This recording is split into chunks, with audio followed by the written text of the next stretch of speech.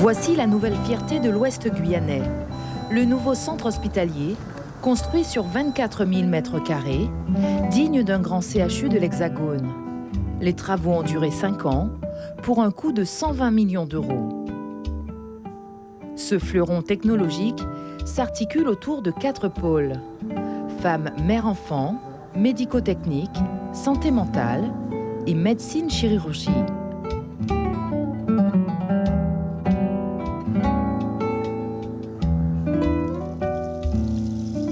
À terme, l'hôpital des Sables Blancs offrira un accueil de 361 lits contre 219 actuellement.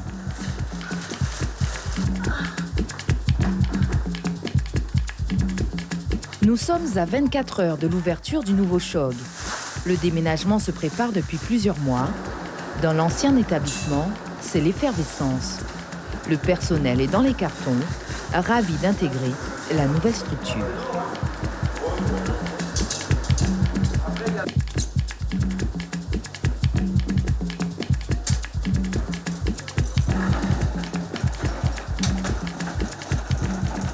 C'est exceptionnel, je suis ravie de vivre ce moment, même si c'est extrêmement stressant.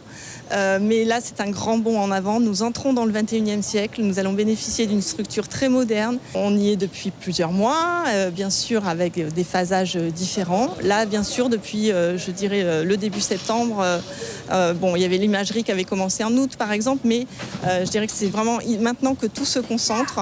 On a le déménagement de notre stock, qui est déjà en soi très compliqué. Et d'autre part, on a le déménagement, on a à préparer les pharmacies des unités de soins. Donc pour que jeudi et vendredi, quand les services rentrent dans leurs murs, ils n'ont pas à s'occuper de leur stock, ils s'occupent que des patients.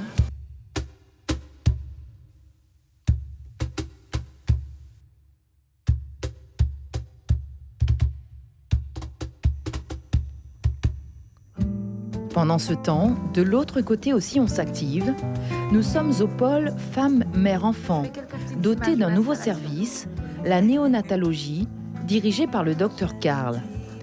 À son arrivée en Guyane il y a 36 ans, 250 accouchements ont été pratiqués.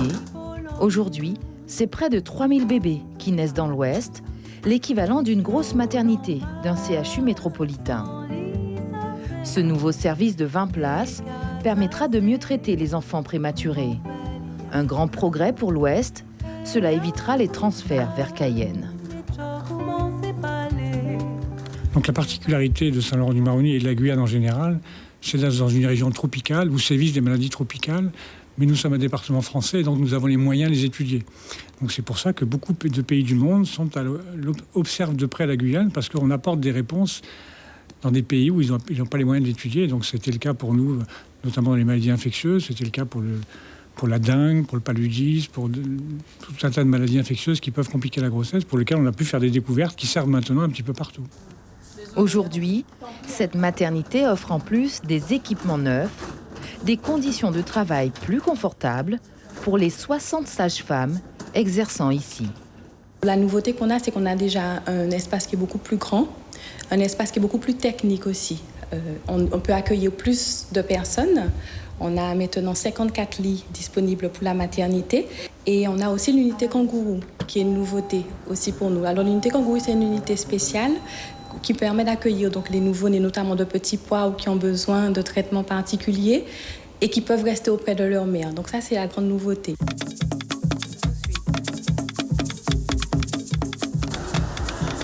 Le lendemain, c'est le jour J, il est 8 heures. Première journée du transfert des patients. Consacrée au pôle femmes-mère-enfant, il faut penser à tout pour ne faire courir aucun risque aux patients, surtout les plus fragiles, les bébés prématurés, transportés dans leur couveuse.